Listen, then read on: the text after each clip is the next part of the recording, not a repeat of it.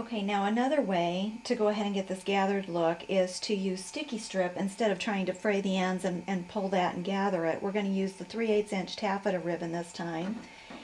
And I have already pre-cut a 1 3/8 inch circle punch out of this designer series paper, and I have attached sticky strip already to the back side. I've also given myself about a 1/8 inch guide. This is just going to help me keep, because this ribbon is so narrow, it's going to help me keep this more even as I go around, so that when I turn it over, I'm going to have an even amount of ribbon showing. It's not going to get, longer and shorter as we go around. So that's where I'm going to begin. And to keep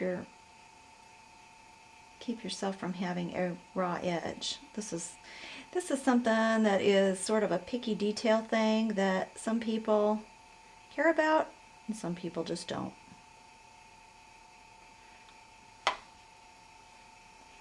So you can just fold that back over, and then you won't have that raw edge on the front side. So you start here, and I'm following my little 1/8 inch guide, and what I want to do is just pucker a little bit of this up, almost like a pleat, and then I'm just going to keep going around just like that, puckering a little and sticking the next little bit of ribbon to the sticky strip to hold it in place.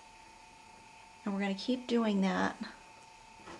We're going to keep doing that all the way around this circle. This is much easier, this ruffling is much easier to do on a straight line. Doing it on this little Valentine jar was a little trickier because it's round and it's small, so these curves are a little bit tighter and it makes it a little bit trickier, but it can be done. And I'm trying not to get my hand keeps wanting to get in the way of the camera so that you can't really see what I'm doing. But basically I'm just puckering a little bit, just pleating these, puckering that ribbon, and then sticking what's left to the sticky strip. So we're going to go all the way around like that. Okay, now we're approaching the end here. So when you get to this end, because this is going to be on the underneath, I'm not going to worry so much about that raw edge, and you can just trim the end, the leftover off. Guess I measured a little long on that one. And then you've got your little ruffled edge. So that's all there is to that. And then all I did to finish out this little jar was I stamped with the Filled with Love set, which is only available until the end of today. I actually used a little snail adhesive. I used some scrap paper, so that's why the back's all hearts.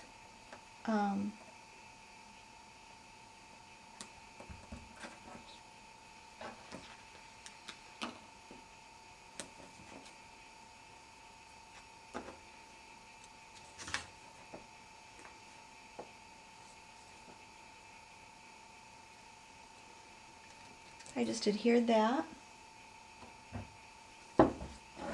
And then you can take sticky strip to the top side.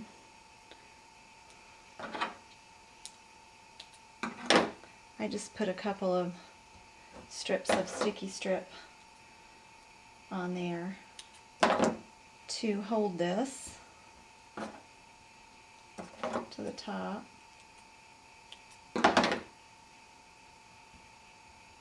And just peel off that backing.